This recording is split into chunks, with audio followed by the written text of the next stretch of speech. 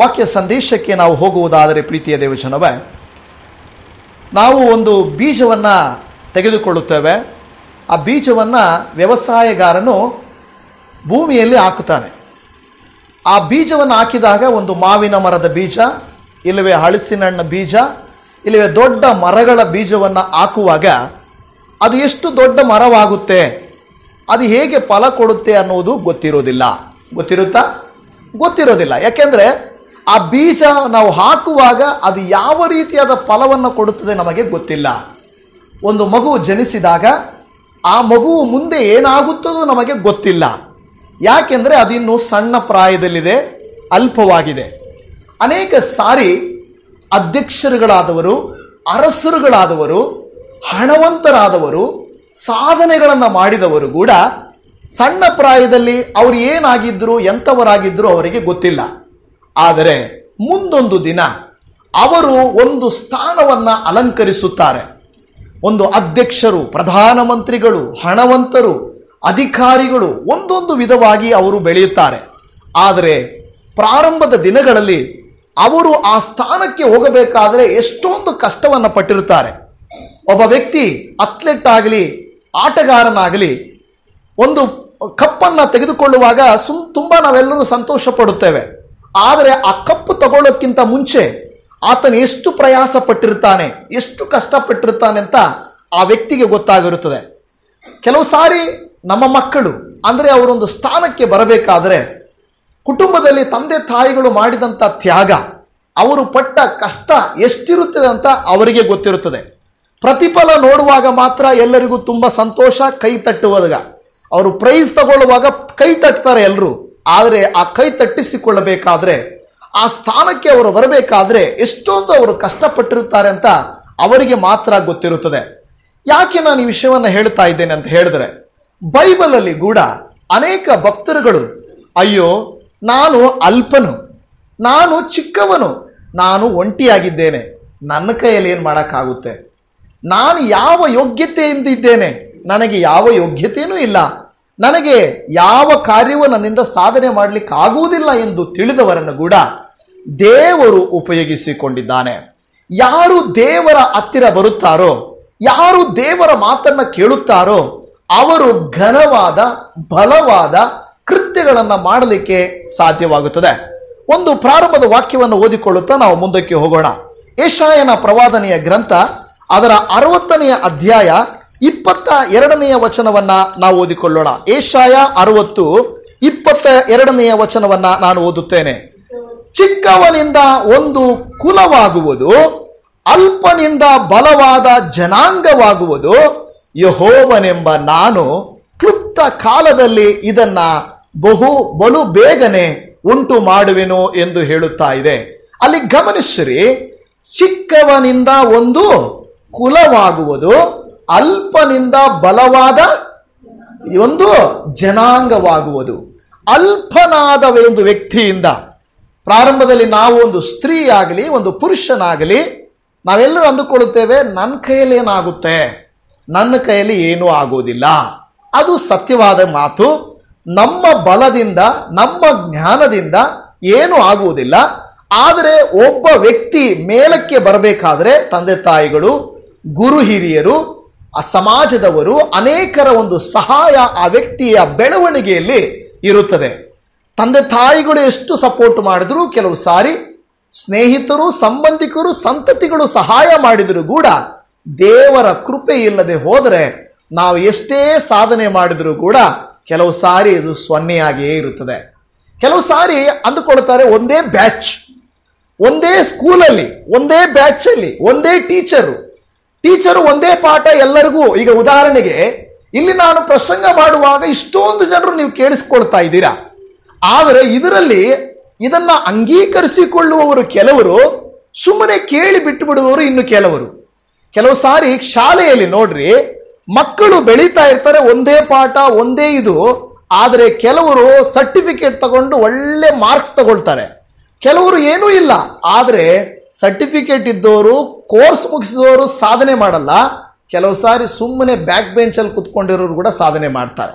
ಅಂದರೆ ದೇವರ ಕೃಪೆ ಅನ್ನುವುದು ಒಬ್ಬ ಮನುಷ್ಯರ ಮೇಲಿದ್ರೆ ನೀವು ಮುಂದೆ ಇದ್ದೀರಾ ಹಿಂದೆ ಇದ್ದೀರಾ ಮುಖ್ಯ ಅಲ್ಲ, ನೀವು ಪಟ್ಟಣದಿಂದನ ನೀವು ಹಳ್ಳಿಯಿಂದ ಮುಖ್ಯ ಅಲ್ಲ, ನಿಮ್ಮ ಬಲಹೀನತೆ ಮುಖ್ಯ ಅಲ್ಲ. ದೇವರು ನಿಮ್ಮನ್ನ ಬಲವಾಗಿ ಉಪಯೋಗಿಸಿಕೊಳ್ಳಲಿಕ್ಕೆ ಶಕ್ತನಾಗಿದ್ದಾನೆ. ಈಗ ಬೈಬಲ್ಗಳ ಮುಖಾಂತರ ನಾವು ಉದಾಹರಣೆಗಳನ್ನು ತೆಗೆದುಕೊಳ್ಳೋಣ. ನಾವು ನೋಡುತ್ತಾ ಇದ್ದೇವೆ, ದಾವೀದನೆಂಬ ಒಬ್ಬ ಭಕ್ತ ಇದ್ದ. ದಾವೀದನಿಗೆ ಅಣ್ಣಂದಿರಿದ್ದಾರೆ. ಅಣ್ಣಂದಿರೆಲ್ಲ ಎಲ್ಲಿ ಕೆಲಸ ಮಾಡ್ತಾ ಇದ್ದಾರೆ ಗೊತ್ತಾ? ಎಲ್ಲಿ ಕೆಲಸ ಮಾಡ್ತಾ ಇದ್ದಾರೆ? ಸೈನ್ಯದಲ್ಲಿ ಕೆಲಸ ಮಾಡ್ತಾ ಇದ್ದಾರೆ. ಸೈನ್ಯದಲ್ಲಿ ಕೆಲಸ ಮಾಡಬೇಕಾದ್ರೆ ಅಂತ ಇಂಥವ್ರನ್ನೆಲ್ಲ ಆಯ್ಕೆ ಮಾಡ್ಕೊಳ್ಳಲ್ಲ, ಹೌದಲ್ವಾ? ಇವತ್ತು ಕೂಡ ಆರ್ಮಿಗೆ ಸೆಲೆಕ್ಟ್ ಆಗಬೇಕಾದ್ರೆ ಅದಕ್ಕೊಂದು ರೂಲ್ಸ್ ಅಂಡ್ ರೆಗ್ಯುಲೇಷನ್ಸ್ ಇದೆ. ಏನೆಲ್ಲ ಇರಬೇಕು? ಮುಖ್ಯವಾಗಿ ಹೈಟ್ ಇರಬೇಕು, ಆಮೇಲೆ ಫಿಟ್ನೆಸ್ ಇರಬೇಕು, ಆಮೇಲೆ ಚೆನ್ನಾಗಿ ಓಡಬೇಕು. ಫಿಟ್ನೆಸ್ ಅಂದ್ರೆ ಅದ್ರಲ್ಲಿ ಬರ್ತದೆ ಎಲ್ಲ. ಓಕೆ, ಚೆನ್ನಾಗಿ ಓಡಬೇಕು, ಹೆಲ್ದಿ ಆಗಿರ್ಬೇಕು, ಆರೋಗ್ಯವಾಗಿರ್ಬೇಕು, 10th ಪಾಸ್ ಆಗಿರ್ಬೇಕು, ಕ್ರಿಮಿನಲ್ ಬ್ಯಾಕ್ ಗ್ರೌಂಡು ಇರಬಾರ್ದು. ಓಕೆ ಸರಿ. ಓಕೆ, ಈಗ ಒಂದು ಆರ್ಮಿಗೆ ಸೆಲೆಕ್ಟ್ ಆಗಬೇಕಾದ್ರೆ ನೋಡ್ಲಿಕ್ಕೆ ಆತನು ಹೈಟ್ ಆಗಿರಬೇಕು, ದೃಷ್ಟಿ ದೋಷ ಇರಬಾರ್ದು, ಕಿವಿ ದೋಷ ಇರಬಾರ್ದು, ಬಾಯಿ ದೋಷ ಇರಬಾರ್ದು. ಅಂದ್ರೆ ಮಾತಾಡಕ್ಕೂ ಬರಬೇಕು, ಕೇಳಿಸ್ಕೊಳ್ಳೋಕ್ಕೂ ಬರಬೇಕು, ಕಣ್ಣು ಕಾಣಿಸ್ಬೇಕು, ಹೈಟ್ ಆಗೂ ಇರಬೇಕು, ಆರೋಗ್ಯವಾಗಿರ್ಬೇಕು ಮತ್ತು 10th ಪಾಸ್ ಆಗಿರ್ಬೇಕು. ಓಕೆ, ಮಾತ್ರ ಅಲ್ಲದೆ ಅವರಲ್ಲಿ ಏನಾಗಿರ್ಬೇಕು? ಪೂರ್ತಿ ಆರೋಗ್ಯ ಆಗಿರ್ಬೇಕು. ಓಕೆನಾ? ನೋಡಿ, ಇಷ್ಟೊಂದು ಹೇಳ್ತಾರೆ. ಅವರನ್ನ ಆಯ್ಕೆ ಮಾಡಿಕೊಂಡು ಏನ್ ಮಾಡ್ತಾರೆ? ಅವರನ್ನ ಒಂದು ಆರ್ಮಿಗೆ ಸೆಲೆಕ್ಷನ್ ಮಾಡ್ಕೊಳ್ತಾರೆ.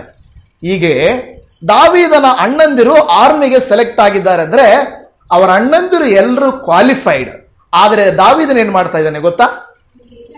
ಏನ್ ಮಾಡ್ತಾ ಇದ್ದಾನೆ? ಕುರಿ ಕಾಯ್ದಾನೆ. ಅಪ್ಪ ಅಮ್ಮ ಅವರೆಲ್ಲ ಓದ್ದೇ ಇದ್ರೆ, ನೀನು ಓದಿದ್ರೆ ನಾನು ಏನ್ ಮಾಡ್ತೀನಿ ಗೊತ್ತಾ? ದನ ಮೇಯ್ಸಕ್ ಹಾಕ್ತೀನಿ ಅಂತಾರೆ. ಸಿಂಪಲ್ ಆಗಿ ಒಂದೇ ಮಾತೇನಾದ್ರೆ, ಚೆನ್ನಾಗಿ ಓದ್ರೆ ಸರಿ, ಇಲ್ಲ ಅಂದ್ರೆ ದನ ಮೇಯ್ಸಕ್ ಹಾಕ್ತೀನಿ ಅಂತಾರೆ. ಇದರಲ್ಲಿ ಅರ್ಥ ಆಗ್ಬಿಡುತ್ತೆ ದನ ಮೇಯಿಸೋರ ಗುಣ ಏನು, ದನ ಮೇಯಿಸೋರ ಕ್ವಾಲಿಫಿಕೇಶನ್ ಏನು, ಅವ್ರ ಹೈಟು ವೆಯ್ಟು ಅದು ಇದು ಏನು ನೋಡಲ್ಲ. ಹೋಗಪ್ಪ ಕುರಿಗಳನ್ನು ಮೇಯಿಸು, ದನಗಳನ್ನು ಮೇಯಿಸು ಅಂತ ಹೇಳ್ತಾರೆ. ಈಗ ನೋಡಿ, ದಾವೀದನು ಕುರಿ ಮೇಯಿಸುವವನು, ಅವನಿಗೆ ಯಾವ ಅರ್ಹತೆನೂ ಇಲ್ಲ, ಅವನೊಬ್ಬ ಅಲ್ಪನು. ಅವರ ಅಣ್ಣಂದಿರು ಕ್ವಾಲಿಫೈಡ್ ಆಗಿರುವಂಥವರು. ಆದರೆ ಒಂದು ಪರಿಸ್ಥಿತಿ ಬರುತ್ತದೆ, ಅವನಲ್ಲಿರುವಂಥ ಬಲ, ಅವನಲ್ಲಿರುವ ಗುಣ, ಅವರಲ್ಲಿರುವ ಶಕ್ತಿ, ಇದೆಲ್ಲದಕ್ಕಿಂತ ಮಿಕ್ಲಾಗಿ ಅವನಲ್ಲಿರುವಂಥ ನಂಬಿಕೆ ಒಂದು ಸಮಯದಲ್ಲಿ ಕೆಲಸಕ್ಕೆ ಬರುತ್ತೆ. ಕೆಲವು ಸಾರಿ ನೋಡಿ, ವಿದ್ಯಾವಂತರದೆಲ್ಲ ಕೆಲಸ ಮಾಡಲ್ಲ, ವಿದ್ಯಾವಂತರ ತಲೆ ಎಲ್ಲ ಕೆಲಸ ಮಾಡಲ್ಲ, ಅವಿದ್ಯಾವಂತರದೇ ಕೆಲಸ ಮಾಡ್ತದೆ. ಕೆಲವು ಸಾರಿ ಎಷ್ಟೇ ವಿಜ್ಞಾನಿಗಳಾಗಿದ್ರು ಕೆಲವ್ರಿಗೆ ಏನ್ ಮಾಡಬೇಕು ಅಂತ ಗೊತ್ತಿರಲ್ಲ, ಹೌದಲ್ವಾ? ಒಂದು ಸಾರಿ ಕತೆ ನಾನು ಕೇಳಿಸ್ಕೊಂಡಿದ್ದೀನಿ, ಗೊತ್ತಿಲ್ಲ ಅದು ಎಷ್ಟು ಅಪ್ರೋಪ್ರಿಯೇಟ್ ಆಗಿರುತ್ತೆ ಅಂತ. ಒಂದು ಸಾರಿ ವಿದೇಶದಲ್ಲಿ ಒಂದು ರಾಕೆಟ್ ಸೈನ್ಸ್ ಅಂತ ಇತ್ತಂತೆ. ರಾಕೆಟ್ ಇದು ಸರಿ, ಇದು ನಿಜಾನ ತಪ್ಪ ಅಂತ ಗೊತ್ತಿಲ್ಲ, ಆದರೆ ರಾಕೆಟ್ ಅನ್ನ ಉಡಾವಣೆ ಮಾಡಬೇಕಾದ್ರೆ ಆ ವಿದೇಶದಲ್ಲಿ ತುಂಬಾ ಸಾರಿ ಆ ರಾಕೆಟ್ ಅನ್ನ ಪ್ರಯತ್ನ ಮಾಡ್ತಾರಂತೆ, ಫೇಲ್ ಆಗೋಗ್ಬಿಡ್ತಂತೆ. ಎಷ್ಟೇ ಪ್ರಯತ್ನ ಮಾಡಿದ್ರು ಅದು ಏನು ಸ್ಟಾರ್ಟೇ ಆಗ್ತಾ ಇಲ್ಲ ಅಂತೆ. ಆವಾಗ ಒಬ್ಬ ಭಾರತ ದೇಶದವನು, ಅಷ್ಟೊಂದು ವಿದ್ಯಾಭ್ಯಾಸ ಇಲ್ಲದೆ ಇರುವಂಥವನು ಅಲ್ಲಿ ಹೋಗ್ತಾ ಇದ್ದಾನಂತೆ. ಕೇಳಿದಂತೆ, ಯಾಕೆ ಏನಾಯಿತು ಅಂದ್ರೆ, ಇಲ್ಲ ರಾಕೆಟ್ ಏನು ಆನ್ ಆಗ್ತಾ ಇಲ್ಲ, ಅದು ಸ್ಟಾರ್ಟೇ ಆಗ್ತಾ ಇಲ್ಲ ಅಂತ ಹೇಳಿದಂತೆ. ಆಗ ಇವನಿದ್ದುಕೊಂಡು, ಹೌದಾ, ಒಂದು ಕೆಲಸ ಮಾಡಿ, ಸ್ವಲ್ಪ ಬಗ್ಗಿಸ್ಬಿಟ್ಟು ತಿರುಗಿ ನೀವು ಸ್ಟಾರ್ಟ್ ಮಾಡಿ ಅಂದ್ರಂತೆ. ಸ್ವಲ್ಪ ಬಗ್ಗಿಸ್ಬಿಟ್ಟು ತಿರುಗಿ ಸ್ಟಾರ್ಟ್ ಮಾಡಿ ಅಂದ್ರಂತೆ. ಆಗ ಇವರು, ಇದೆಂತದಪ್ಪ, ನಾವು ಕರೆಕ್ಟ್ ಆಂಗಲ್ ಅಲ್ಲಿ ಇಟ್ಟಿದ್ವಿ, ಬಗ್ಗಿಸ್ಬಿಟ್ಟು ತಿರುಗಿ ಸ್ಟಾರ್ಟ್ ಮಾಡಿದ್ರೆ ಹೆಂಗಾಗುತ್ತೆ ಅಂದ್ರೆ, ನೀವು ಮಾಡಿ ಅಂದ್ರಂತೆ. ಅವ್ರೇನ್ ಮಾಡಿದ್ರು, ಸರಿ ಏನೋ ಅಲ್ಲಿ ಸಲಹೆ ಕೊಡ್ತಾ ಇದಾರಲ್ಲ ಅಂತ ಹೇಳ್ಬಿಟ್ಟು ಇವ್ರೇನ್ ಮಾಡಿದ್ರು, ರಾಕೆಟ್ನ ಸ್ವಲ್ಪ ಬಗ್ಗಿಸಿ ಆಮೇಲೆ ಎಪ್ಸಿ ತಿರುಗಿ ಏನೋ ಸ್ಟಾರ್ಟ್ ಮಾಡಿದ್ರೆ ಸ್ಟಾರ್ಟ್ ಆಗ್ಬಿಡ್ತು. ಎಲ್ಲ ಸೈಂಟಿಸ್ಟ್, ಏನಪ್ಪ ಇದು ಆಶ್ಚರ್ಯ, ಸೈಂಟಿಸ್ಟ್ಗಳು ನಮಗೆ ಗೊತ್ತಿಲ್ಲ, ನೀನ್ ಹಿಂಗೆ ಹೇಗೆ ಮಾಡಿದೆ, ಹೆಂಗ್ ಗೊತ್ತು ನೀನು ಸೈಂಟಿಸ್ಟ ನೀನು? ಹಂಗಿಲ್ಲ, ಹಂಗೆಲ್ಲ ಇಲ್ಲಪ್ಪ, ನಮ್ಮೂರಲ್ಲಿ ಬಜಾಜ್ ಗಾಡಿ ಸ್ಟಾರ್ಟ್ ಆಗಿಲ್ಲ ಅಂದ್ರೆ ಬಗ್ಗಿಸ್ಬಿಟ್ಟು ಎತ್ತು ಹೊಡೆದ್ರೆ ಸ್ಟಾರ್ಟ್ ಆಗುತ್ತೆ, ಇನ್ನು ನಿಮ್ಮ ರಾಕೆಟ್ ಯಾವ ಲೆಕ್ಕ, ಹೋಗಿ ಬಗ್ಗಿಸಿ ಎತ್ತಿದ್ರೆ ಹೊಡೆದ್ರೆ ಹೋಗುತ್ತೆ ಅಂದ್ರಂತೆ. ಆವಾಗ ಇದೆಂತ ಇದು ಆಲೋಚನೆ ಇದು ಅಂತ ಹೇಳಿದ್ರಂತೆ. ಸೊ ಹಂಗೆ ಕೆಲವು ಸಾರಿ ಸೈಂಟಿಸ್ಟ್ಗಳಿಗೆ ಕೆಲವು ಸಾರಿ ಏನೂ ಗೊತ್ತಿರಲ್ಲ, ಸಿಂಪಲ್ ಆಗಿ ಜನರು ಏನೋ ಮಾಡ್ತಾರೆ ಅಂತ ಹೇಳ್ತಾ ಇರ್ತಾರೆ. ಇವತ್ತು ಪ್ರಿಯ ದೇವಜನವೇ, ನಮ್ಮ ಜೀವಿತದಲ್ಲಿ ಕೆಲವು ಸಾರಿ ಯಾವಾಗ ನಾವು ಉಪಯೋಗಕ್ಕೆ ಬರ್ತೇವೆ, ನಮ್ಮನ್ನ ದೇವರು ಯಾವಾಗ ಉಪಯೋಗಿಸ್ತಾನೋ ಗೊತ್ತಿಲ್ಲ. ಅದು ಮಾತ್ರ ಜ್ಞಾಪಕ ಇಟ್ಕೊಳ್ಳಿ, ನಿಮ್ಮನ್ನ ದೇವರು ಯಾವಾಗ ಉಪಯೋಗಿಸ್ತಾನೋ, ಯಾವ ರೀತಿ ನಿಮಗೆ ಸಹಾಯ ಮಾಡ್ತಾನೋ ಗೊತ್ತಿಲ್ಲ. ಆದರೆ ಒಂದು ಸಮಯ ಬರುತ್ತದೆ, ಈ ವಾಕ್ಯ ಹೇಳುತ್ತದೆ, ಯೆಹೋವನೆಂಬ ನಾನು, ಯೆಶಾಯ 60:22 ಹೇಳುತ್ತದೆ, ಯೆಹೋವನೆಂಬ ನಾನು ಕ್ಲುಪ್ತ ಕಾಲದಲ್ಲಿ ಇದನ್ನು ಬಹುಬೇಗನೆ ಉಂಟು ಮಾಡುವೆನು. ದೇವರ ವಾಕ್ಯ ಹೇಳುತ್ತದೆ, ನಾನೇನು ಮಾಡೋದನ್ನ ಕ್ಲುಪ್ತ ಕಾಲ ಅಂದ್ರೆ ಏನು? ಕ್ಲುಪ್ತ ಕಾಲ ಅಂದ್ರೆ ಏನು? ಸರಿಯಾದ ಟೈಮಲ್ಲಿ, ಎಕ್ಸಾಕ್ಟ್ ಟೈಮಲ್ಲಿ, ಹಿಂದೆ ಅಲ್ಲ ಮುಂದೆ ಅಲ್ಲ, ಸರಿಯಾದ ಸಮಯಕ್ಕೆ. ದೇವಜನವೇ, ಒಬ್ಬೊಬ್ಬರ ಲೈಫಲ್ಲಿ ಒಂದೊಂದು ಸಕ್ಸಸ್ಸು, ಒಂದು ಜಯ, ಒಂದು ಬಿಡುಗಡೆ, ಒಂದು ಆರೋಗ್ಯ, ಒಂದು ಸಹಾಯ ಒಬ್ಬೊಬ್ಬರಿಗೂ ಒಂದೊಂದು ಸಾರಿ ಬರ್ತದೆ. ಎಲ್ಲರಿಗೂ ಒಳ್ಳೆ ಕಾಲ ಜನವರಿ 1ನೇ ತಾರೀಕೆ ಬರಲ್ಲ. ಎಲ್ಲ ಜನವರಿ 1ನೇ ತಾರೀಕೆ ಬರಲ್ಲ. ಕೆಲವರು ಬರ್ತ್ಡೇ ದಿನ ಬಟ್ಟೆ ಹಾಕೊಂಡು ನೀಟಾಗಿರ್ತಾರೆ. ಇವತ್ತು ಬೈಬೇಡ್ರಿ ಅವ್ರನ್ನ, ಯಾಕೆಂದ್ರೆ ಇವತ್ತು ಬರ್ತ್ಡೇ ಅವ್ರದ್ದು. ಬರ್ತ್ಡೇ ದಿನ ಬೈದ್ರೆ ವರ್ಷ ಎಲ್ಲ ಬೈಸ್ಕೊಂತ ಇರ್ತಾರೆ. ಕೆಲವು ಸಾರಿ ಮಕ್ಕಳಿಗೆ ನಾನು ಹೇಳೋದು ಕೇಳಿಸ್ಕೊಂಡಿದ್ದೀನಿ, ಇವತ್ತು ಹುಟ್ಟಿದಬ್ಬ, ಸುಮ್ಮನೆ ತೀಟೆ ಗೀಟೆ ಮಾಡಿದ್ರೆ ಸುಮ್ಮನೆ ಇರು, ಏನಾದ್ರು ತೀಟೆ ಮಾಡಿ ಒಡಿಸ್ಕೊಂಡು ವರ್ಷ ಎಲ್ಲ ಒಡಿಸ್ಕೊಳ್ತಾ ಇರ್ತೀಯ ಅಂತ. ನಿಜನಾ? ಬರ್ತ್ಡೇ ದಿನ ಹೊಡೆದ್ರೆ ವರ್ಷ ಎಲ್ಲ ಒಡಿಸ್ಕೊಡ್ತಾರ? ಆ ಥರ ಏನಿಲ್ಲ. ಆದ್ರೆ ನಾವು ಹೇಳೋದು ಆ ರೀತಿ, ಏನೋ ನಮ್ಮ ಜೀವಿತದಲ್ಲಿ ನಾವು ಅಂದ್ಕೊಡ್ತೇವೆ, ಹುಟ್ಟಿದ ದಿನದಂದು ನಮಗೆ ಒಳ್ಳೇದಾಗುತ್ತೆ, ಜನವರಿ 1ನೇ ತಾರೀಕು ಒಳ್ಳೇದಾಗುತ್ತೆ, ಏನೋ ಒಂದು ಗ್ರಹಣ ನೋಡಿದ್ರೆ ಒಳ್ಳೇದಾಗುತ್ತೆ, ಈ ರೀತಿಯ ಆಲೋಚನೆ ಮಾಡ್ತಾ ಇರ್ತೇವೆ. ಆದರೆ ಎಲ್ಲರಿಗೂ ಎಲ್ಲ ಕಾಲ ಸರಿಯಾಗಿರಲ್ಲ. ಯಾವ ಕಾಲದಲ್ಲಿ ಯಾವ ಸಮಯದಲ್ಲಿ ದೇವರು ನಮ್ಮನ್ನು ಆಶೀರ್ವದಿಸ್ತಾರೋ, ಬಿಡುಗಡೆ ಕೊಡ್ತಾರೋ, ಮೇಲೆತ್ತುತ್ತಾರೋ ನಮಗೆ ಗೊತ್ತಿಲ್ಲ.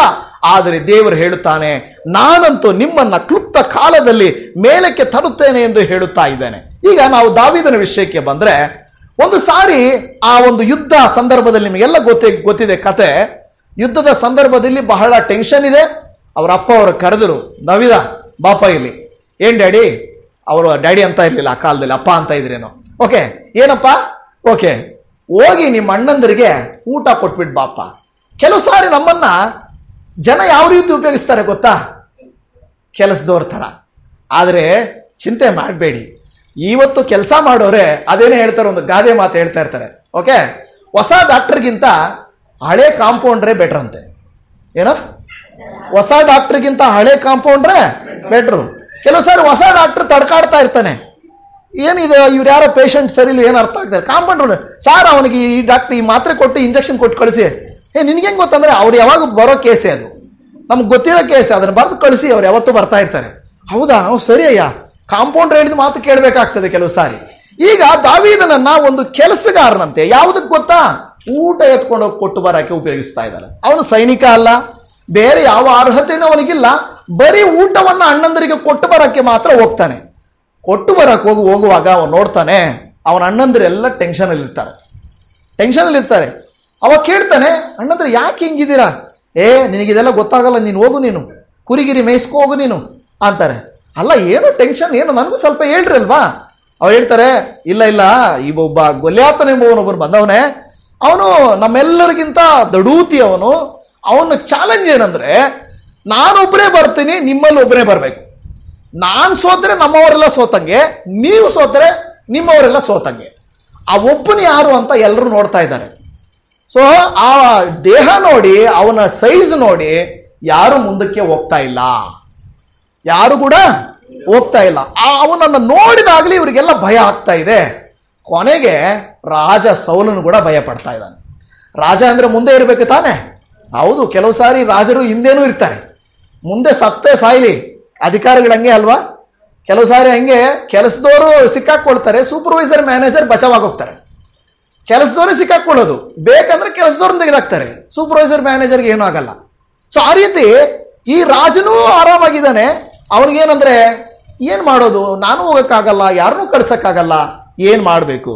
ಇಂಥ ಸಂದರ್ಭದಲ್ಲಿ ದಾವೀದನು ಧೈರ್ಯವಾಗಿ ಅವನನ್ನು ಹೋಗಿ ಗೊಲ್ಯಾತನನ್ನ, ಹೆಂಗಿರ್ತಾನೆ, ಎಷ್ಟಿರ್ತಾನೆ ಅವನು, ಅಯ್ಯೋ ಹಂಗಿರ್ತಾನೆ ಹಿಂಗಿರ್ತಾನೆ, ಬೇಕಾದ್ರೆ ಅಲ್ಲೋಗಿ ಸ್ವಲ್ಪ ಹೋಗಿ ನೋಡಿ ಬರ್ತಾನೆ. ದಾವೀದನು ಕೆಲವು ಸಾರಿ ನಿಜಾನೇ ಅವನು ಗೊಲ್ಯಾತನ ಮನುಷ್ಯನು, ಆದರೆ ದಾವೀದನು ಸಿಂಹವನ್ನೇ ಸೀಳಿದ ಅನುಭವ ಇರುವ ಆತನು. ಕೆಲವು ಸಾರಿ ನೋಡಿ, ಆಗ ಅವನು ಅಂದ್ಕೊಳ್ತಾರೆ, ಈ ಮನುಷ್ಯನಿಗೆ ನಾವು ಯಾಕೆ ಭಯಪಡಬೇಕು? ಸಿಂಹಕ್ಕೆ ನಾನು ಭಯಪಡಿಲ್ಲ, ಹಾಗಿರುವಾಗ ಈ ಮನುಷ್ಯನಿಗೆ ನಾನು ಯಾಕೆ ಭಯಪಡಬೇಕು? ನಾನು ಯಾಕೆ ಇವನಿಗೆ ವಿರುದ್ಧವಾಗಿ ಹೋರಾಡಬಾರದು ಅಂತ ಆಲೋಚನೆ ಅವನಿಗೆ ಬರ್ತದೆ. ನೋಡಿ, ಅವರು ಯಾರಲ್ಲಿ, ಸೈನಿಕರಲ್ಲಿ ಎಲ್ಲರಲ್ಲಿ ಕೂಡ ಇಲ್ಲದೆ ಇರುವಂತ ಒಂದು ಧೈರ್ಯ, ಒಂದು ನಂಬಿಕೆ ಈ ಅಲ್ಪನಾದ ಕುರಿ ಕಾಯುವಂತವನಿಗೆ ಬಂತಲ್ವಾ?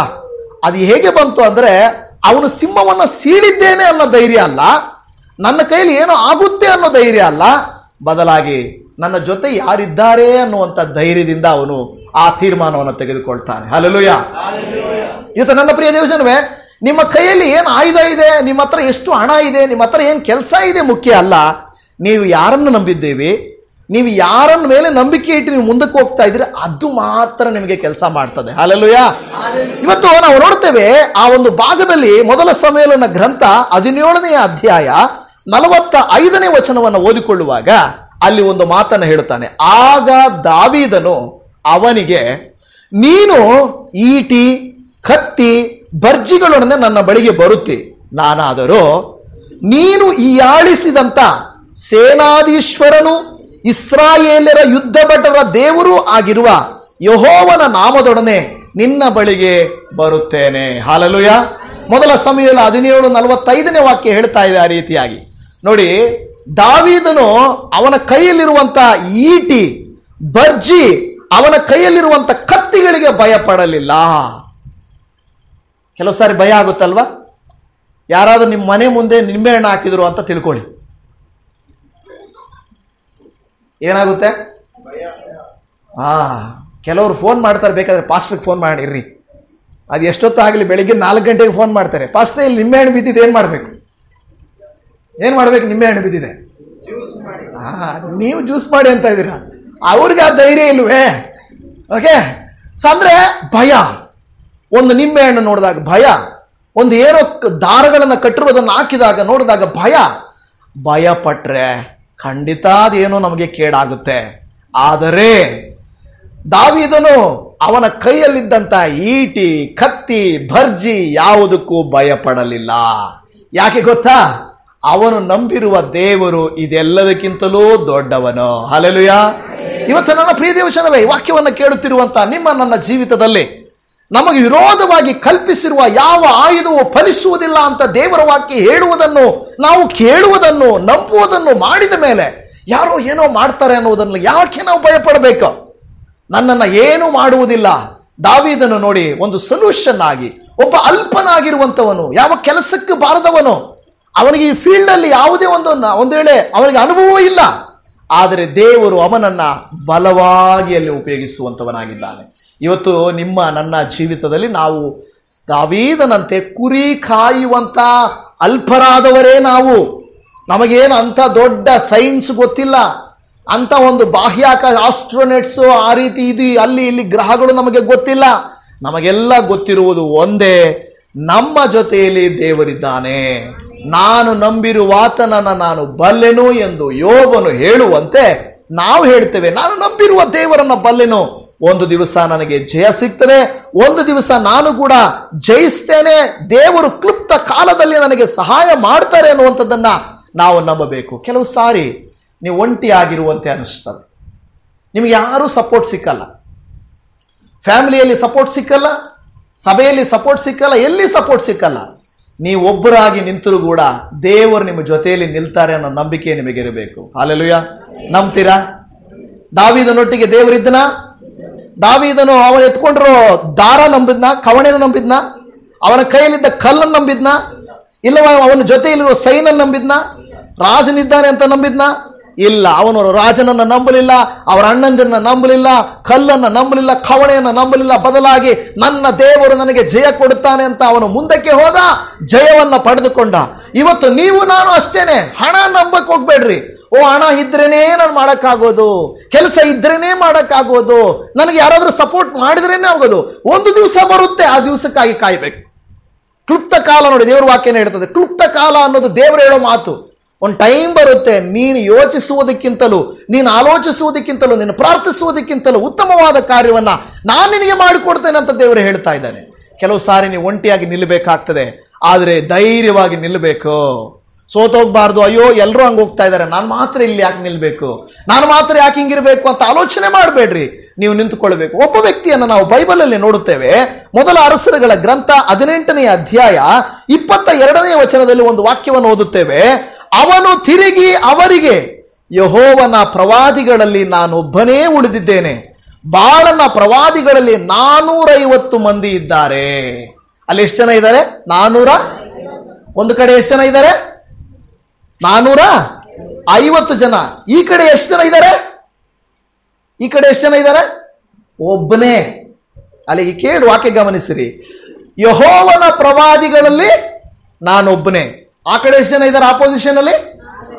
ಕೆಲವು ಸಾರಿ ಅಷ್ಟು ಜನ ಒಬ್ಬರೇ ನಾವು ಹೋದ್ರೆ ಹೆಂಗಿರುತ್ತೆ ನಮಗೆ? 450 ಜನ ನಮ್ಗೆ ಆಪೋಸಿಟ್ ನಿಂತ್ಕೊಂಡು ನಾನು ಒಬ್ಬರು ನಿಂತ್ಕೊಂಡ್ರೆ ಹೆಂಗಿರುತ್ತೆ? ಅಸೆಂಬ್ಲಿಯಲ್ಲಿ 450 ಸೀಟು ಒಬ್ಬರ ಕಡೆ ಇದ್ದು ಒಬ್ಬನ ಮಾತ್ರ ನಾವು ಹೋದ್ರೆ ಎಷ್ಟು ಗೇಲಿ ಮಾಡ್ತಾರಲ್ಲ. ಒಬ್ಬನಿದೆ ಏನು ಮಾಡ್ತೀಯ ನೀನು? ಕುತ್ಕೊಳ್ಳಯ್ಯ ನೀನು ಸುಮ್ಮನೆ ಅಲ್ವಾ? 450 ಜನ ಒಂದು ಕಡೆ ಇದ್ದು ಒಬ್ಬನು ಏನಾದರೂ ಮಾಡೋಕ್ಕಾಗುತ್ತಾ?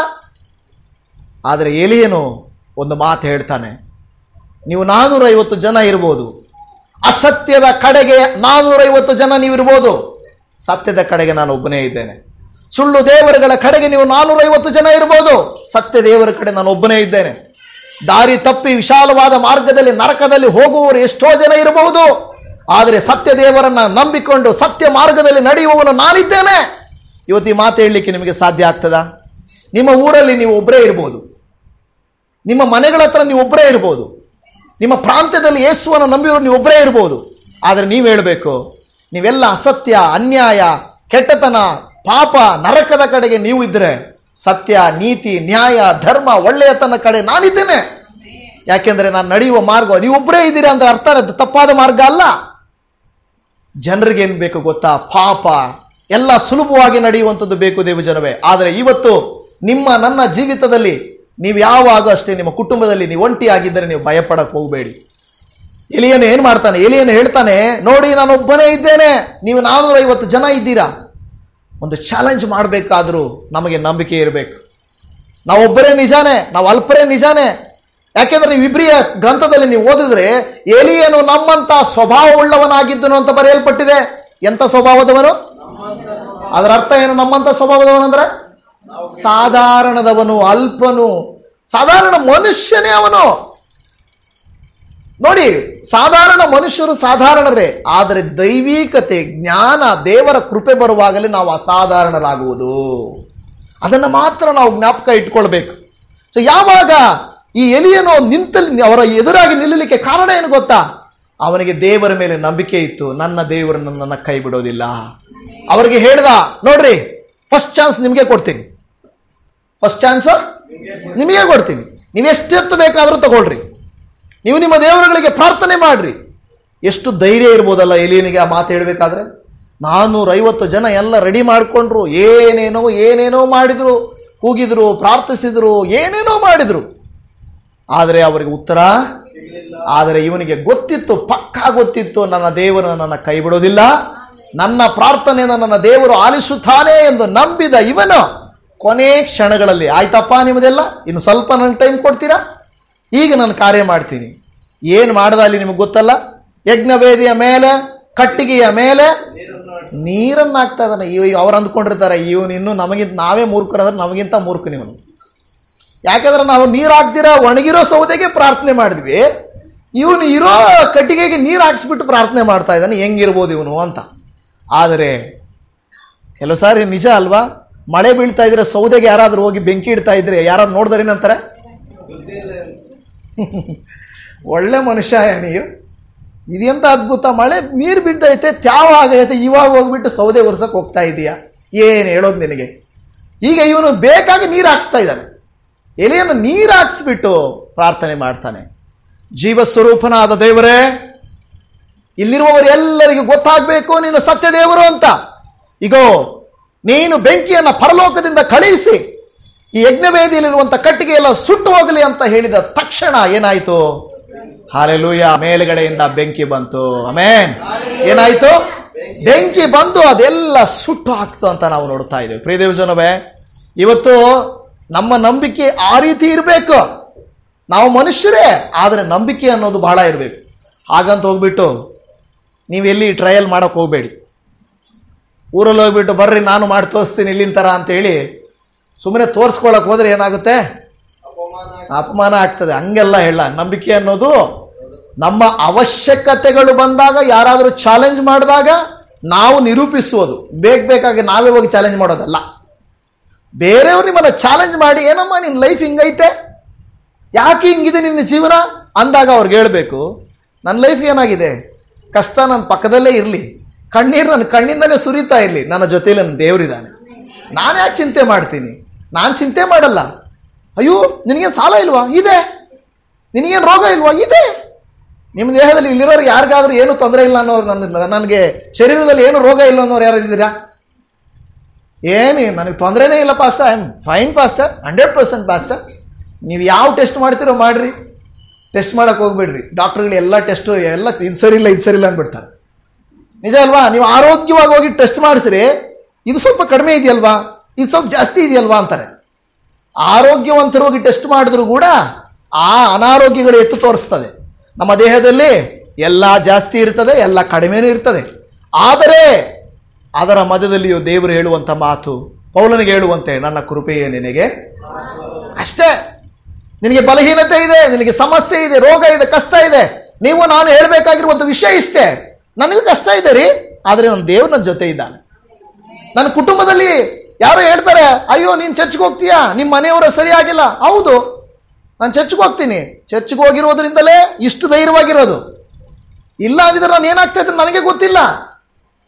ನಾನು ಅಳ್ತಾ ಇಲ್ಲ, ದುಃಖಿಸ್ತಾ ಇಲ್ಲ, ನಾನು ಹೋಗಿ ಏನೋ ಮಾಡ್ಕೊಳ್ತಾ ಇಲ್ಲ. ಯಾಕೆ ಗೊತ್ತಾ? ನನ್ನ ದೇವರು ನನ್ನ ಜೊತೆಯಲ್ಲಿದ್ದಾನೆ. ಇದು ದೇವಜನವೇ, ಎಷ್ಟೋ ಸಾರಿ ನಮ್ಗೆ ಅನಿಸ್ತದೆ, ಅಯ್ಯೋ ಈ ಜೀವನ ಯಾಕಪ್ಪ, ಸಾಕು ಬಿಡು ಅನಿಸಿರುತ್ತೆ. ಆದರೆ ದೇವರ ಪ್ರೀತಿ ನಿಮ್ಮನ್ನು ಬಿಡಲಿಲ್ಲ. ಬಿಡ್ತಾ ನೋಡಿ, ಅದೇ ದೇವರ ಕೃಪೆ, ಅದು ದೇವರು ನಮ್ಮ ಜೊತೆಯಲ್ಲಿದ್ದ ನಮಗೆ ಮಾಡುವಂಥ ಕೆಲಸ ಆಗಿದೆ. ಪ್ರಿಯ ದೇವಜನವೇ, ನೀವು ಒಂಟಿಯಾಗಿರುವಾಗಲೂ, ನೀವು ಅಲ್ಪರಾಗಿರುವಾಗಲೂ, ಬಲಹೀನರಾಗಿರುವಾಗಲೂ ನೀವು ಯಾವತ್ತೂ ಕೂಡ ನೀವು ಬೇಸರ ಮಾಡಿಕೊಳ್ಳಬಾರ್ದು. ತಕ್ಕ ಕಾಲದಲ್ಲಿ ದೇವರು ನಿಮಗೆ ಸಹಾಯ ಮಾಡ್ತಾನೆ. ಇನ್ನೊಬ್ಬ ಭಕ್ತನನ್ನು ನಾವು ಬೈಬಲಲ್ಲಿ ನೋಡ್ತೇವೆ. 2 ಅರಸಲಗರ ಗ್ರಂಥ 6ನೇ ಅಧ್ಯಾಯ 12ನೇ ವಚನದಲ್ಲಿ, ಆಗ ಅವರಲ್ಲೊಬ್ಬನು ಅವನಿಗೆ, ನನ್ನ ಒಡೆಯನಾದ ಅರಸೇ ಆಗಲ್ಲ, ಇಸ್ರಾಯೇಲರಲ್ಲಿ ಎಲೀಷನೆಂಬೊಬ್ಬ ಪ್ರವಾದಿ ಇರುತ್ತಾನೆ. ನೀನು ನಿನ್ನ ಮಲಗುವ ಕೋಣೆಯಲ್ಲಿ ಆಡುವ ಮಾತುಗಳನ್ನು ಸಹ ಅವನು ಅರಿತುಕೊಂಡು ಎಲ್ಲವನ್ನು ಇಸ್ರಾಯೇಲರ ಅರಸನಿಗೆ ತಿಳಿಸುತ್ತಾನೆ ಅಂದನು. ಈ ಘಟನೆ ನಿಮಗೆ ಗೊತ್ತಾ? ಇವರು ಪ್ಲಾನ್ ಮಾಡ್ಕೊಳ್ತಾರೆ ಅರಸರುಗಳೆಲ್ಲ. ಹಿಂಗೆ ಮಾಡೋಣ, ಯುದ್ಧ ಮಾಡಿಬಿಡೋಣ ಅವ್ರ ಮೇಲೆ, ಹೋಗಿ ಬಿದ್ದರೆ ಅವರು ಹಂಗೆ ಎದ್ದೇಳಬಾರ್ದು, ಹಂಗೆ ಮಾಡೋಣ. ಹೌದಾ? ರೈಟ್, ಪ್ಲಾನ್ ಮಾಡಿಕೊಂಡ್ರು. ಆದರೆ ಆ ಪ್ಲಾನ್ ಅವ್ರಿಗೆ ಗೊತ್ತಾಗ್ಬಿಡ್ತದೆ. ಪ್ರತಿ ಸಾರಿ ಇವರು ಪ್ಲಾನ್ ಮಾಡೋದು ಅವ್ರಿಗೆ ಗೊತ್ತಾಗೋದು. ಈ ಅರಸನಿಗೆ ಡೌಟ್ ಆಗ್ಬಿಡ್ತದೆ. ಕೆಲವು ಸಾರಿ ಅವರಲ್ಲೇ ಇರೋರ, ನಮ್ಮ ಜೊತೆಯಲ್ಲೇ ಯಾರೋ ಇದ್ದೀರಾ, ಸ್ಪೈ, ಇಲ್ಲಿನ ವಿಷಯ ಅಲ್ಲಿ ಎತ್ಕೊಂಡೋಗಿ ಹೇಳ್ತಾ ಇದ್ದಾರೆ ಯಾರು? ಆವಾಗ ಅವರಲ್ಲೊಬ್ಬರು ಹೇಳ್ತಾನೆ, ದೇವ್ರೇ ಅಲ್ಲ ರಾಜನೇ, ನಾವ್ಯಾರೋ ಅವನಿಗೆ ಹೋಗಿ ಹೇಳ್ಬೇಕಾಗಿಲ್ಲ, ನಾವ್ಯಾರೋ ಅಲ್ಲಿ ಹೋಗಿ ಹೇಳ್ಬೇಕಾಗಿಲ್ಲ. ಅವನೊಂದು ವಿಷಯ ಹೇಳ್ತಾನೆ. ಏನೋ ವಿಷಯ ಹೇಳ್ತಾನೆ? ನೀನು ಮಲಗುವ ಕೋಣೆಯಲ್ಲಿ ಆಡುವ ಮಾತುಗಳನ್ನೂ ಸಹ ಅವನು ಕೇಳಿಸ್ಕೊಳ್ತಾನೆ. ಹಿಂಗಿದ್ರೆ ಚೆನ್ನಾಗಿರುತ್ತಲ್ಲ. ಇಂಥ ವರ ದೇವರು ಕೊಟ್ರೆ ಹೆಂಗಿರುತ್ತೆ? ಇಂಥದ್ದೇನಾದ್ರು ಒಂದು ವರ ಕೊಟ್ರೆ ಮಾತಾಡಲ್ಲ. ನಿನ್ನ ಗಂಡ ಎಲ್ಲಿ ಏನು ಮಾತಾಡ್ತಾ ಇದ್ದಾನೆ ಗೊತ್ತಾಗ್ಬಿಡ್ತದೆ. ನಿಮ್ಮ ಹೆಂಡತಿ ಎಲ್ಲಿ ಮಾತಾಡ್ತಾರೆ ಗೊತ್ತಾಗ್ಬಿಡ್ತದೆ. ಸೀಕ್ರೆಟ್ಸ್ ಎಲ್ಲ ಗೊತ್ತಾಗ್ಬಿಟ್ರೆ ಇನ್ನು ಮನುಷ್ಯನ ಕತೆ ಇದೆಯಾ? ಎಲೀಷನ್ಗಿದೆ. ಆದರೆ ದೇವರು ವರ ಕೊಟ್ಟಿದ್ದಾನೆ ಅಂದರೆ ಎಲೀಷನ್ ಏನೇನೋ ಕೆಲಸ ಮಾಡೋಕೆ ಹೋಗಿಲ್ಲ. ನಮ್ಮವ್ರು ಇವಾಗ ಹೆಂಗಂದ್ರೆ ಹಂಗಲ್ಲ. ವರ ಕೊಟ್ಟಿದೆ ಅಂತ ಹೇಳಿಬಿಟ್ಟು ಏನೇನೋ ಮಾಡಕ್ಕೆ ಹೋಗ್ತಾರೆ. ವರಗಳನ್ನು, ದೇವರು ಕೊಟ್ಟವುಗಳನ್ನು ತಪ್ಪಾಗಿ ಉಪಯೋಗಿಸ್ಕೊಳ್ಬಾರ್ದು. ಹೌದಲ್ವಾ? ನೆನ್ನೆ ದಿನದಲ್ಲಿ ನಾನು ಎಲ್ಲೋ ಕೇಳಿಸ್ಕೊಳ್ತಾ ಇದ್ದೆ, ಕೆಲವು ಸಭೆಗಳಲ್ಲಿ ಕೆಲವು ಕಡೆ ಗರ್ಭಫಲ ಆಗುತ್ತೆ ತಗೊಳ್ರಿ ಅಂತ ಹೇಳ್ಬಿಟ್ಟು ಒಂದು ಬಾಳೆಹಣ್ಣು ಕೊಡ್ತಾ ಇದ್ದಾರೆ ಅಂತ ಒಬ್ಬೊಬ್ಬರಿಗೆ. ಯಾರಿಗೆ ಗರ್ಭಫಲ ಇಲ್ವಾ ಬನ್ನಿ ಕೂತ್ಕೊಳ್ಳಿ ಮುಂದ್ಗಡೆ, ಈಗ ಈ ಬಾಳೆಹಣ್ಣು ತಗೊಳ್ಳಿ, ದೇವರು ನಿಮಗೆ ಗರ್ಭಫಲ ಕೊಡ್ತಾರೆ. ಬೈಬಲಲ್ಲಿ ಎಲ್ಲಿದೆ ಅದು? ಇಲ್ಲ. ಒಬ್ಬ ಪಾಸ್ಟರ್ ಹೇಳ್ತಾರೆ, ಒಂದು ಆಪಲ್ ಕೊಡ್ತೀನಿ, ಇಲ್ಲೇ 7 ಸಾರಿ ತಿನ್ರಿ, ಹಂಗೆ ಎತ್ತಿಟ್ಕೊಂಡು ಮನೆಗೆ ಗಂಡನ ಕೊಡ್ರಿ, ನಿಮಗೆ ಗರ್ಭಫಲ ಆಗುತ್ತೆ. ಅರೆ ಇದೆಲ್ಲಿದೆ? ಹೌದು, ಇದು ಮೆಸೇಜ್ ಓಡಾಡ್ತಾ ಇದ್ದಾವೆ. ಇದು ಎಲ್ಲಿಂದ ಬಂತು? ಹೌದು, ನಿಮಗೆ ಸ್ವಸ್ಥತಾ ವರ ಕೊಟ್ಟಿದೆ, ಪ್ರವಾದನ ವರ ಕೊಟ್ಟಿದೆ, ಆದರೆ ಯಾವುದಕ್ಕೆ ಉಪಯೋಗಿಸ್ಬೇಕು? ಒಳ್ಳೆಯದಕ್ಕೆ ಉಪಯೋಗಿಸ್ಬೇಕು. ಆದರೆ ಕೆಲವರು ಏನು ಮಾಡಿಬಿಡ್ತಾರೆ, ಅದನ್ನು ತಪ್ಪಾದದಕ್ಕೆ ಉಪಯೋಗಿಸ್ತಾರೆ. ಅದು ತಪ್ಪು ಮಾಡಬಾರ್ದು. ದೇವಜನರೇ, ನಿಮ್ಮನ್ನು ನನ್ನನ್ನು ದೇವರು ಕೆಲವು ಉದ್ದೇಶಗಳಿಗೆ ಕರೆದಿದ್ದಾನೆ. ನಾವು ದೇವ್ರ ಮಕ್ಕಳಾಗಿದ್ದೀವಿಲ್ಲ ಅಂತ ಹೇಳ್ಬಿಟ್ಟು ನಾವು ತಪ್ಪಾದ ಕಾರ್ಯಗಳಿಗೆ ಕೈ ಹಾಕಬಾರ್ದು. ತಪ್ಪಾದ ಕಾರ್ಯಗಳಿಗೆ ಕೈ ಹಾಕಿದರೆ ದೇವರು ನಮ್ಮ ಜೊತೆಯಲ್ಲಿ ಇರೋದಿಲ್ಲ. ಇರ್ತಾರ? ಇರೋದಿಲ್ಲ. ಆದರೆ ಯಾರ ಜೊತೆಯಲ್ಲಿ ದೇವರು ಇರ್ತಾರೋ ಅವರಿಗೆ ದೇವರು ಅದ್ಭುತಗಳನ್ನು ಮಾಡುತ್ತಾರೆ. ಜಯಗಳನ್ನು ಕೊಡುತ್ತಾರೆ, ಬಿಡುಗಡೆಯನ್ನು ಕೊಡುವಂಥವರಾಗಿರ್ತಾರೆ. ಇಲ್ಲಿ ಹೇಳ್ತದೆ, ಈ ಒಂದು ಎಲೀಷನು ಒಬ್ಬನೇ ಆಗಿದ್ನು, ಅವನು ಮಾತುಗಳನ್ನು ಕೇಳಿಸ್ಕೊಳ್ತಾ ಇದ್ದ. ಈಗ ನಾವು ನೋಡ್ತೇವೆ, ಇನ್ನೊಂದು ಘಟನೆಯಲ್ಲಿ ನಾವು ನೋಡುತ್ತೇವೆ, ನಾಮಾನನ ಮನೆಯಲ್ಲಿ ಒಂದು ಹುಡುಗಿ ಇದ್ಲು, ಗೊತ್ತಲ್ವಾ? ನಾಮಾನನ ಮನೆಯಲ್ಲಿ ಕೆಲಸ ಮಾಡ್ತಾ ಇರೋ ಒಂದು ಹುಡುಗಿ ಇದ್ಲು. ಆ ಹುಡುಗಿ ಈ ನಾಮಾನನಿಗೆ ಕುಷ್ಠರೋಗ ಬಂದ್ಬಿಟ್ಟಿದ್ದನ್ನು ನೋಡ್ತಾಳೆ. ಈ ನಾಮಾನನು ಎಲ್ಲ ಕಡೆ ಡಾಕ್ಟರ್ಗಳ ಹತ್ರ ಹೋಗೋದು, ತೋರಿಸ್ಕೊಳ್ಳೋದು, ನೋಡೋದು, ಮಾಡ್ತಾ ಇರ್ತಾನೆ, ಅವನಿಗೆ ಬಿಡುಗಡೆ ಆಗಲಿಲ್ಲ. ಆದರೆ ಈ ಹುಡುಗಿ ಒಂದು ಮಾತು ಹೇಳ್ತಾಳೆ, ಅಯ್ಯ, ನಾನು ಸಣ್ಣ ಮಗು ಅಂತ ಏನು ತಪ್ಪಾಗಿ ತಿಳ್ಕೊಬೇಡ್ರಿ, ನಾನೊಂದು ಕೆಲಸ ಹೇಳ್ತೀನಿ, ಅದನ್ನು ಮಾಡ್ರಿ. ನಮ್ಮ ದೇಶದಲ್ಲಿ ಒಬ್ಬ ಪ್ರವಾದಿ ಇದ್ದಾನೆ, ಎಲೀಷನ್. ನೀವು ಅವನ ಹತ್ರ ಹೋದ್ರೆ ನಿನಗೇನಾಗುತ್ತೆ? ಗುಣವಾಗ್ತದೆ. ಆಗ ಇವನು ಹೇಳ್ಬೋದಾಗಿತ್ತು, ನೀನೊಂದು ದಾಸಿ, ನಿನ್ನ ಮಾತು ನಾನು ಕೇಳಬೇಕಾ ಅಂತ ಅನ್ಬೋದಾಗಿತ್ತು. ಆದರೆ ನಾಮಾನ ಕೆಲಸ ಮಾಡಲಿಲ್ಲ. ಹೌದಮ್ಮ, ಸರಿಮ್ಮ, ಹೋಗ್ತೀನಿ ಅಂತ ಹೇಳಿ ಹೋದ. ಏನಾಯ್ತು ಗೊತ್ತಾ? ಆ ಹುಡುಗಿಯ ಮಾತು ಕೇಳಿ ಹೋಗಿದ್ದಕ್ಕೆ ಅವನಿಗೆ ಸ್ವಸ್ಥವಾಯಿತು. ಹಲ್ಲೆಲೂಯಾ. ಪ್ರಿಯ ದೇವಜನವೇ, ಕೆಲವು ಸಾರಿ ದೇವರು ಯಾರನ್ನ ಎಲ್ಲಿ ಉಪಯೋಗಿಸ್ತಾರೋ ಗೊತ್ತಿಲ್ಲ. 5,000 ಜನರಿಗೆ ಊಟ ಕೊಡಿಸುವಾಗ ಯಾರನ್ನ ದೇವರು ಉಪಯೋಗಿಸಿದ್ರು? ಒಬ್ಬ ಹುಡುಗನ ಹತ್ರ ಎಷ್ಟು ರೊಟ್ಟಿ ಇತ್ತು? 5 ರೊಟ್ಟಿ 2 ಮೀನಿತ್ತು. ಆ ಸಣ್ಣ ಹುಡುಗನ 5 ರೊಟ್ಟಿ 2 ಮೀನಿಂದ 5,000 ಜನರಿಗೆ ದೇವರು ಆಹಾರವನ್ನ ಕೊಟ್ಟರು. ಸೊ ಈ ರೀತಿಯಾಗಿ ಬೈಬಲಲ್ಲಿ ಉದಾಹರಣೆಗಳನ್ನು ಹೇಳುತ್ತಾ ಹೋದರೆ ಅನೇಕ ಉದಾಹರಣೆಗಳಲ್ಲಿ ಅಲ್ಪರಾಗಿರುವ, ಒಂಟಿಯಾಗಿರುವ, ಕೆಲಸಕ್ಕೆ ಬಾರದೆ ಇರುವಂತವರನ್ನ ಒಂದು ದಿವಸ ಮೇಲಕ್ಕೆ ತರುವಂತವನು ಆಗಿದ್ದಾನೆ.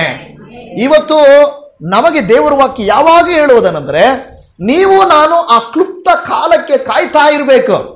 ಬೇಗನೆ ಸೋತು ಹೋಗ್ತಾ ಇರ್ತೇವೆ ನಾವು. ಬೇಗನೆ ಸೋತ, ಅಯ್ಯೋ ನಡೆಯಲ್ಲ, ಈ ವಾಸಿ ಆಗಲ್ಲ, ಗುಣವಾಗಲ್ಲ, ಬಿಡುಗಡೆ ಸಿಗಲ್ಲ, ಅನೇಕ ಸಾರಿ ನಾವೇನ್ ಮಾಡ್ತೀವಿ, ಅಂದ್ಕೊಳ್ತಾ ಇರ್ತೇವೆ. ಆದರೆ ದೇವರು ತಕ್ಕ ಕಾಲದಲ್ಲಿ ನಿಮ್ಮ ಜೀವಿತದಲ್ಲಿ, ನನ್ನ ಜೀವಿತದಲ್ಲಿ ಅದ್ಭುತ ಮಾಡಲಿಕ್ಕೆ ಆತನು ಶಕ್ತನು. ಅದನ್ನ ಮಾತ್ರ ನಾವು ಮರೆತು ಹೋಗ್ಬೋದು. ದೇವಜನವೇ, ದಾವೀದನನ್ನ ಹೇಗೆ ದೇವರು ಕುರಿ ಕಾಯುವವನನ್ನ ಆ ಒಂದು ಸಮಸ್ಯೆಗೆ ಪರಿಷ್ಕಾರವಾಗಿ ಇಟ್ಟನು ಅಲ್ವಾ?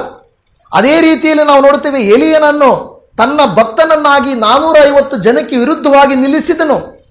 ಎಲೀಷನನ್ನು ಕೂಡ ನಿಲ್ಲಿಸಿದನು ಎಂಬುದಾಗಿ ನಾವು ನೋಡುತ್ತಾ ಇದ್ದೇವೆ. ಒಂದು ವಾಕ್ಯವನ್ನು ನಾವು ಓದಿಕೊಳ್ಳೋಣ. 2 ಅರಸರುಗಳ ಗ್ರಂಥ 6ನೇ ಅಧ್ಯಾಯ ಅದರ 15ನೇ ವಾಕ್ಯ.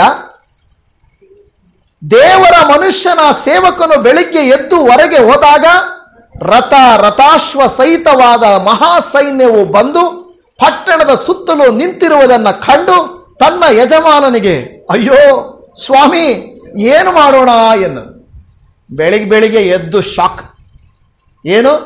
ಕಣ್ಣುಜ್ಕೊಂಡು ಬಂದು ನೋಡ್ತಾನೆ ಎಲೀಷನ ಸೇವಕ, ಏನಿದೆ ಸುತ್ತಲೂ ರಥಾಶ್ವ ಸಹಿತವಾದ ಏನು ಮಹಾಸೈನ್ಯವು ಸುತ್ತುವರೆದು ಬಿಟ್ಟಿದೆ ಪಟ್ಟಣನ. ಇವನು ಅಯ್ಯೋ ಏನು ಮಾಡಬೇಕು? ಕೆಲವು ಸಾರಿ ನಾವು ನಂಬಿಕೆ ಇಲ್ಲ ಅಂದ್ರೆ ಹಿಂಗೆ ಅಲ್ವಾ? ಅಯ್ಯೋ ಏನು ಮಾಡೋದು, ಅಯ್ಯೋ ಅಯ್ಯೋ ಅನ್ನೋ ಪದ ನಮ್ಮ ಬಾಯಲ್ಲಿ ಬರ್ತಾ ಇರ್ತದೆ. ಅಯ್ಯೋ ಏನು ಮಾಡೋದು, ಇವಾಗ ಏನು ಮಾಡೋದು? ಕುತ್ತಿಗೆಗೆ ಬಂದು ನಿಂತ್ಕೊಂಡ್ಬಿಟ್ಟಿದೆ, ಉಸಿರುಗಟ್ಟಿದ ಸ್ಥಿತಿಗೆ ಬಂದ್ಬಿಟ್ಟಿದ್ದೀವಿ, ಏನು ನಡೆಯದ ಸ್ಥಿತಿಗೆ ಬಂದ್ಬಿಟ್ಟಿದ್ದೀವಿ, ಏನು ಮಾಡಬೇಕು ಅಂತ ಹೇಳಿದಾಗ ದೇವರ ಮನುಷ್ಯನಾದಂಥ ಆ ಒಂದು ಎಲೀಷನ್ ಹೇಳುವಂಥ ಮಾತು ಅವನ ಕಣ್ಣುಗಳಿಗೆ ಹೇಳ್ತಾನೆ, ನೀನು ಭಯಪಡಬೇಡ. ನಾನು ಶಾರ್ಟಾಗಿ ಹೇಳ್ತೀನಿ, ನೀನು ಭಯಪಡಬೇಡ. ಅವರ ಕಡೆ ಇರುವವರಿಗಿಂತ ನಮ್ಮ ಕಡೆ ಇರುವವರು ಹೆಚ್ಚು. ಅವನು ಹಿಂದುಗಡೆ ತಿರುಗಿ ನೋಡಿರ್ಬೋದು, ನಮ್ಮ ಕಡೆ ಹೆಚ್ಚ? ಅಯ್ಯ, ನೀವು ನಾವಿಬ್ಬರೇ ಇರೋದು. ಅಲ್ಲಿ ಮುಂದೆ ನೋಡಿದ್ರೆ ಸೈನ್ಯನೇ ಇದೆ, ನೀವು ನನ್ನ ಕಡೆ ಇರೋದು ಜಾಸ್ತಿ ಅಂತ ಕೇಳ್ತೀರಲ್ಲ, ಎಲ್ಲಿದ್ದಾರೆ ನಮ್ಮ ಕಡೆ? ಅಷ್ಟು ಸೈನ್ಯದ ಮುಂದೆ ನಾವಿಬ್ಬರು ಯಾವ ಲೆಕ್ಕ ಅಲ್ವಾ? ಅದೇ ನಿನಗೆ ಹಂಗೆ ಕಾಣಿಸ್ತಾ ಇಲ್ಲ, ನಿನಗೆ ಮುಂದೆ ನಡೆಯೋದು ಕಾಣಿಸ್ತಾ ಇಲ್ಲ, ನಿನ್ನ ಕಣ್ಣಿಗೆ ಆತ್ಮಿಕವಾದದ್ದು ಕಾಣಿಸ್ತಾ ಇಲ್ಲಪ್ಪ. ಒಂದು ನಿಮಿಷ ಇರು ಅಂತೇಳಿ ಅವನಿಗೆ ಕೈ ಇಟ್ಟು ಪ್ರಾರ್ಥನೆ ಮಾಡಿ, ಈಗ ನೋಡಪ್ಪ ಅಂದ. ಈಗ ನೋಡು ಅಂದರೆ ಅವನು ನೋಡ್ತಾನೆ, ರಥಾಶ್ವಗಳೇನೋ ಇದಾವೆ, ಆದರೆ ಅವುಗಳ ಹಿಂದೆ ಫುಲ್ ಕವರ್ ನೋಡಿದ್ರೆ ಆಕಾಶ ಮಂಡಲ ಎಲ್ಲ ಅಗ್ನಿಮಯವಾದ ರಥಗಳಲ್ಲಿದ್ದಾರೆ. ಹಲ್ಲೆಲೂಯಾ. ಮನುಷ್ಯರಲ್ಲ, ಅಗ್ನಿಯಿಂದ ಕೂಡಿದ ರಥಗಳು, ಅದರಲ್ಲಿ ಏನು ದೊಡ್ಡ ದೊಡ್ಡ ವ್ಯಕ್ತಿಗಳು. ಇವನಿಗೆ ಆಶ್ಚರ್ಯ ಆಗುತ್ತೆ, ದೇವರೇ ಇದೇನಿದು? ಅಲ್ಲ, ಏನು ದಣಿ ಏನಿದು ಅಂದ್ರೆ, ಅದೇನಪ್ಪ, ನಮ್ಮ ಕಣ್ಣಿಗೆ ಶತ್ರು ಮಾತ್ರ ಕಾಣಿಸುವಾಗ ಭಯ ಆಗುತ್ತೆ. ಆದರೆ ಆ ಶತ್ರುವನ್ನು ಜಯಿಸಲಿಕ್ಕಿರುವ ಶಕ್ತಿಯನ್ನು ನಾವು ನಂಬುವಾಗ ನಮಗೆ ಧೈರ್ಯ ಬರ್ತದೆ. ಆ ಧೈರ್ಯ ಬರಬೇಕು. ಅದಕ್ಕೆ ದಾವೀದನು ಹೇಳಿದ್ದು, ನನ್ನ ಕಡೆ ಇರುವವನು ನಿನಗಿಂತ ಶಕ್ತನು, ನಾನು ನಂಬಿರುವ ಆತನು ನಾನು ಬಲ್ಲೆನು ಅಂತ ಯೋಬನು ಹೇಳಿದಾಗ, ಇವತ್ತು ದೇವಜನವೇ, ನಮ್ಮ ಸಮಸ್ಯೆಗಳನ್ನು ನಾವು ನೋಡುವಾಗ ಇಮ್ಮಿಡಿಯೇಟ್ ಆಗಿ ಭಯಪಡೋದಲ್ಲ, ನನ್ನ ಕೈಯಲ್ಲಾಗಲ್ಲ, ನಮ್ಮ ಕೈಯಲ್ಲಾಗಲ್ಲ ಅನ್ನೋದಲ್ಲ, ಬದಲಾಗಿ ದೇವರಿಗೆ ನಮ್ಮನ್ನು ನಾವು ಒಪ್ಪಿಸಿ ಕೊಡಬೇಕು. ಒಪ್ಪಿಸಿ ಕೊಡುವುದಾದರೆ ದೇವರೇನು ಮಾಡ್ತಾರೆ ಗೊತ್ತಾ? ನಮ್ಮ ಮೂಲಕ ಜಯವನ್ನು ತಂದು ಕೊಡುತ್ತಾರೆ. ಈ ಒಂದು ಯಾವುದೇ ಭಾಗದಲ್ಲಿ, ದಾವೀದನ ಜೀವಿತದಲ್ಲಾಗಲಿ, ಎಲಿಯನ ಜೀವಿತದಲ್ಲಾಗಲಿ, ಎಲೀಷನ ಜೀವಿತದಲ್ಲಾಗಲಿ, ಎಲ್ಲಿ ಅವರು ಸೋಲಲಿಲ್ಲ, ಜಯವನ್ನ ಕಂಡರು. ಇವತ್ತು ನಾವು ಕೂಡ ಅವರಂತ ಸ್ವಭಾವದವರೇ. ಅವರು ಸೇವಿಸುವ ದೇವರನ್ನು ಇವತ್ತು ನಾವು ಸೇವಿಸ್ತಾ ಇದ್ದೇವೆ. ಅವರು ನಂಬಿದ ದೇವರನ್ನು ಇವತ್ತು ನಾವು ನಂಬ್ತಾ ಇದ್ದೇವೆ. ಆವತ್ತು ಜೀವಿಸಿದ ದೇವರು ಇವತ್ತು ಕೂಡ ಜೀವಂತವಾಗಿದ್ದಾರೆ. ಹಾಗಾದರೆ ನಿಮಗೂ ನನಗೂ ಆ ದೇವರು ಸಹಾಯ ಮಾಡಲಿಕ್ಕೆ ಶಕ್ತನಾ ಇಲ್ವಾ? ಆಮೆನ್. ತಲೆಗಳನ್ನು ಬಾಗಿಸೋಣ, ಪ್ರಾರ್ಥನೆ ಮಾಡಿಕೊಳ್ಳೋಣ. ಪರಮ ತಂದೆಯಾದ ದೇವರೇ, ನಿನಗೆ ಸ್ತೋತ್ರ ಅಪ್ಪ. ಹೌದು ಕರ್ತನೇ, ಆ ಕಾಲದಲ್ಲಿ ನಂಬಿದ ಭಕ್ತರ ದೇವರೇ ಈ ದೇವರು, ಇರುವಾತನಾಗಿರುವ ದೇವರು ನೀನಪ್ಪ. ಇವತ್ತು ಇಲ್ಲಿ ಬಂದು ನಿನ್ನ ವಾಕ್ಯಗಳನ್ನು ಕೇಳಿದಂಥ ನಮ್ಮ ಜೀವಿತಗಳಲ್ಲಿ ನಿಜವಾಗಿಯೂ ನಮ್ಮ ಕಡೆ ನೀವು ಇರ್ತೀರಾ. ಆದುದರಿಂದ ನಾವು ಆಯುಧಗಳಿಗೂ, ಶತ್ರುಗಳಿಗೂ, ಸಮಸ್ಯೆಗಳಿಗೂ, ರೋಗಗಳಿಗೂ ಭಯಪಡದೆ, ನನ್ನ ದೇವರು ನನ್ನ ಕಡೆ ಇದ್ದಾನೆ, ನನಗೆ ಜಯ ಉಂಟು, ಕ್ಲುಪ್ತ ಕಾಲದಲ್ಲಿ ನನ್ನ ದೇವರು ನನಗೆ ಬಿಡುಗಡೆಯನ್ನು ಕೊಡುತ್ತಾರೆ, ನನಗೆ ದೇವರು ಸಹಾಯವನ್ನು ಮಾಡುತ್ತಾರೆ ಎಂದು ನಾವು ನಂಬುತ್ತಾ ಇದ್ದೇವಪ್ಪ. ಯಾರು ಇದನ್ನು ನಂಬುತ್ತಾ ಇದ್ದಾರೋ ಅವರು ಅಲ್ಪರಾದರೂ, ಅವರು ಚಿಕ್ಕವರಾದರೂ, ಒಂಟಿಯಾಗಿದ್ದರೂ ನಿನ್ನ ಸಹಾಯ ಅವರಿಗೆ ಸಿಗುತ್ತದೆ. ನಿಮಗೆ ಸ್ತೋತ್ರ ಅಪ್ಪ. ಈ ವಾಕ್ಯವನ್ನು ನಂಬಿ ಧೈರ್ಯದಿಂದ ಲೋಕದಲ್ಲಿ ನಾವು ಹೋಗುವಾಗ, ಯಾವುದೇ ಸಮಸ್ಯೆಯು ನಮಗೆ ಎದುರಾದಾಗ ಭಯಪಡದೆ, ಅಪನಂಬಿಕೆ ಹೊಂದದೆ, ನನ್ನ ದೇವರು ನನಗೆ ಜಯ ಕೊಡುತ್ತಾನೆಂದು ಈ ವಾಕ್ಯಗಳ ಮೂಲಕವಾಗಿ ನಾವು ಭರವಸೆ ಉಳ್ಳವರಾಗುವಂತೆ ನೀನು ಕೃಪೆಯನ್ನು ತೋರಿಸಬೇಕೆಂದು ಬೇಡಿಕೊಳ್ಳುತ್ತಾ ಇದ್ದೇವೆ. ಖಂಡಿತವಾಗಿ ನಮ್ಮ ಪ್ರಾರ್ಥನೆಯನ್ನು ಆಲಿಸಿ, ವಾಕ್ಯಗಳನ್ನು ಕೇಳಿದ ನಾವೆಲ್ಲರೂ ನಿನ್ನ ವಾಕ್ಯಾನುಸಾರವಾಗಿ ನಡೆದು ಜಯಭರಿತ ಜೀವಿತವನ್ನು ಜೀವಿಸುವಂತೆ ಕೃಪೆಯನ್ನು ತೋರಿಸಬೇಕೆಂಬುದಾಗಿ ನಮ್ಮೆಲ್ಲರನ್ನು ಅನುಗ್ರಹಿಸಿದಕ್ಕಾಗಿ ಸ್ತೋತ್ರ. ಎಲ್ಲ ಸ್ತುತಿ, ಘನ, ಮಾನ, ಮಹಿಮೆ ನಿನಗೆ ಸಲ್ಲಿಸುತ್ತಾ ನಮ್ಮ ರಕ್ಷಕನಾದ ಯೇಸುವಿನ ನಾಮದಲ್ಲಿ ಪ್ರಾರ್ಥಿಸಿದ್ದೇವೆ ಪರಮ ತಂದೆಯೇ. ಆಮೇನ್, ಆಮೇನ್. ಹಲ್ಲೆಲೂಯಾ. ದೇವರ ನಾಮಕ್ಕೆ ಸ್ತೋತ್ರ ಉಂಟಾಗಲಿ.